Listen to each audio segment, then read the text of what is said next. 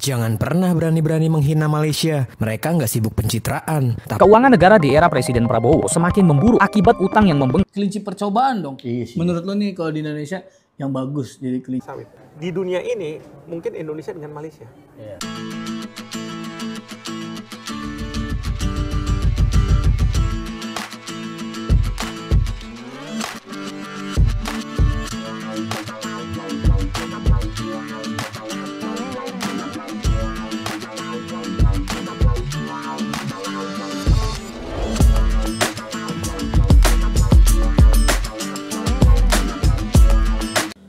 Assalamualaikum warahmatullahi wabarakatuh. Berjumpa kembali dengan Romlia Pratama. Teman-teman sahabatku semuanya, gimana kabar kalian? Mudah-mudahan kalian semuanya baik-baik saja beserta keluarganya di sana. Teman-teman sahabatku, buat kalian yang baru gabung, yang baru nonton video ini, silahkan di subscribe dulu, di like dan di komen guys. Buat teman-teman sahabatku yang udah mendukung support channel ini, terima kasih. Mudah-mudahan kalian semuanya diberikan keberkahan umur, keberkahan rezeki, dimudahkan segala urusannya, baik urusan dunia maupun urusan akhirat. Amin ya rabbal alamin. Teman-teman sahabatku semuanya, seperti biasa guys, kita akan nge-reaction beberapa video yang lagi viral di Indonesia. Seperti apa videonya? Ini dia guys. Jangan pernah berani-berani menghina Malaysia. Mereka nggak sibuk pencitraan, tapi warganya bisa hidup lebih layak. Gaji tinggi, biaya hidup ringan. Kita gaji pas-pasan, harga kebutuhan makin gila.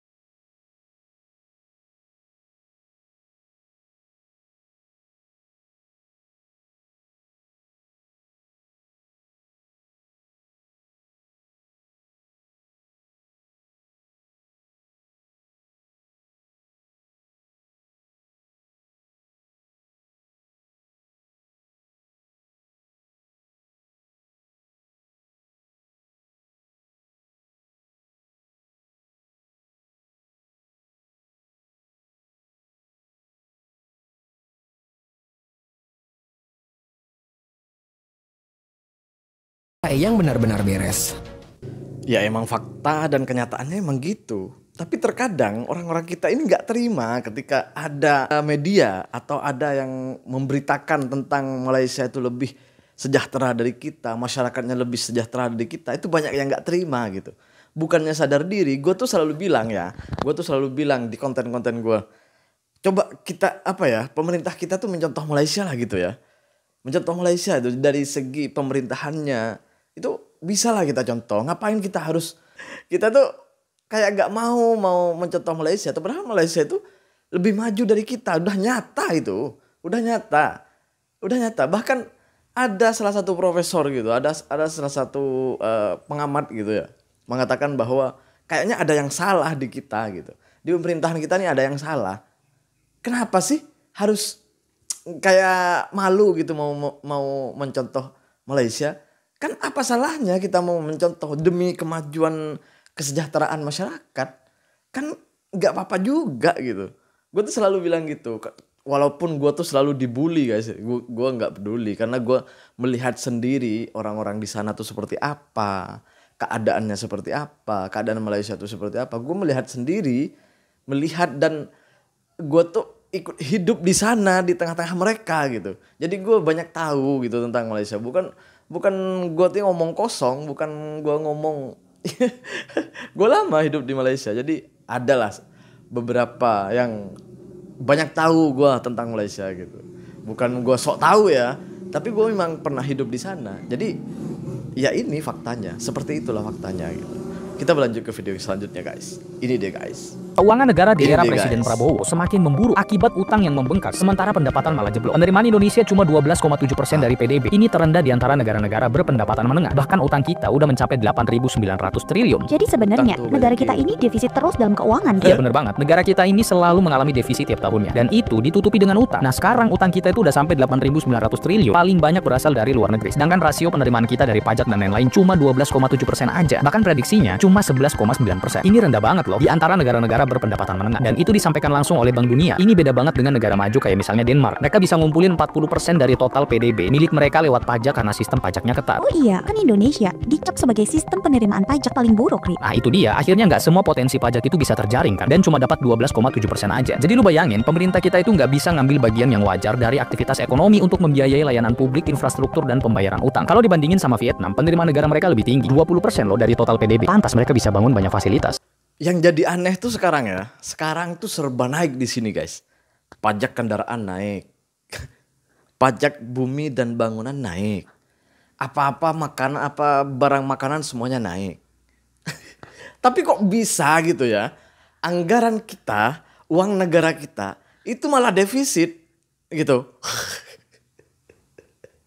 Kan jadi aneh. Siapa sih bilang negara kita nggak aneh? Negara kita tuh aneh tau nggak? Pajak udah paling tertinggi ya, paling tinggi. Pendapatan negara kalau diambil dari pajak itu udah besar banget kayaknya. Masyarakat dibebani dengan pajak yang sangat besar. Aduh, kalian tahu di Malaysia tuh guys, di Malaysia ya, moto yang 150 cc ke bawah itu gratis, free guys, nggak ada pajak di sini. Aduh. Hebatnya di Malaysia lagi, itu wajib asuransi atau insurance. Itu yang kita nggak punya. Bukan nggak ada di sini, tapi nggak wajib. Pajak aja dinaikin terus. Hutang negara makin banyak. Malah defisit lagi. Aduh, kayaknya ada yang salah. Emang bener ada yang salah. Makanya kita harus sadar diri dulu guys. Sama-sama sadar diri. Agar pemerintah kita juga sadar diri nih. Kita berlanjut ke video yang selanjutnya. Ini dia guys. Ini dia guys. Bill Gates akan uji coba vaksin TBC buatannya di Indonesia. Oh, vaksin. Kelinci percobaan dong. Iya sih. Menurut lo nih kalau di Indonesia yang bagus jadi kelinci percobaannya siapa? Gibran. Kalau kata gue Gibran, cocok. Coba kita uji coba dulu. Maksudnya kalau dia berhasil, kemungkinan kan bagus gitu. Kalau menurut lu? Tapi vaksin uji coba itu ada batas usianya nggak, minimal 40? Enggak, udah. Lima semuanya kali. Menurut gue ya, Heeh. Budi Ari, Iya. Bahlil. Oh, Bahlil boleh tuh. Bahlil bagus tuh. Dia diuji coba dulu ya kan. Heeh. Kan kita juga punya wakil gue di DPR. Anggota iya. DPR diuji coba dulu tuh, dikasih vaksin TBC kira-kira sehat nggak gitu kan. Mereka kalaupun ada efek samping kan ada anggaran yang untuk Oh berobat iya, lagi. kalau manusia kan, kalau rakyat biasa kan nggak ada anggarannya ya. Ya kalau bisa sih Pak Prabowo dulu coba sebagai kepala negara. Usia bos. Oh iya. Malah Gibran disuruh jadi orang pertama untuk diuji coba. Aduh, ya Allah ya Rabbi. Ya benar juga sih. Bahlil gitu ya. Bahlil ya, pejabat-pejabat yang inilah. Terutama Pak Prabowo nih. Pak Prabowo. Oh iya, usianya udah lanjut ya. Memang nggak boleh kayaknya divaksin ini. Tapi nggak tahu juga deh. Kayaknya Gibran deh. Gibran ya, gue setuju deh. Gue setuju.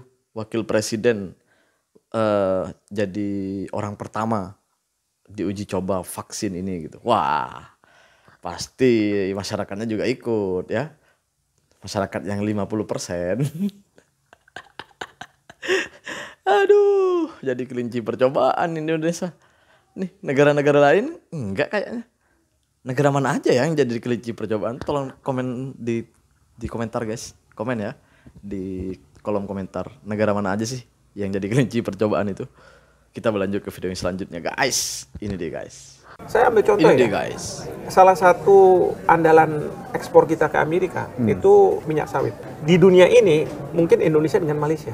Iya. Nah, saya lihat Malaysia itu juga dikenakan tarif yang sama besarnya sama Indonesia kan. 22%. Artinya apa? Kalau misalnya kita diem aja, rakyat Amerika harus membayar lebih mahal. Pertanyaan saya, emang ada perusahaan lain di negara lain gitu yang supply? Kan nggak mungkin. Kalau misalnya nggak ada, mati aja dia. Nah itu.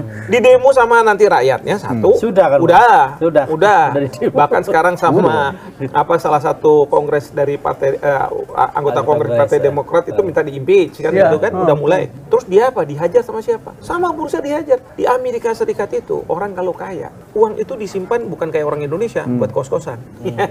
Tapi dia masukkan ke bursa. Dihajar Wall sama Street, bursa. Wah, langsung Trump bilang, "Oke, kita pause 90 hari." Nah, sekarang ditambah tekanan-tekanan dari negara. Jadi, kalau menurut saya harusnya tunggu aja dulu.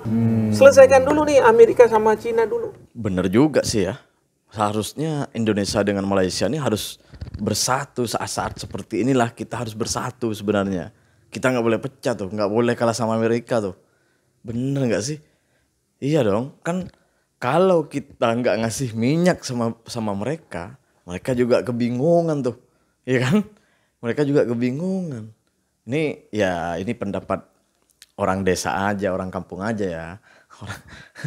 Kalau mereka nggak dikasih minyak juga bingung juga kan? Bener kan? Karena produsen terbesarnya itu bukan dari mana lagi, dari negara mana lagi, tapi Indonesia dengan Malaysia. Seharusnya kita itu, lebih berani nih sama Amerika. Jangan sampai kita itu jadi kucingnya Amerika nih. Bener gak sih? Bener tuh. Kayaknya bener.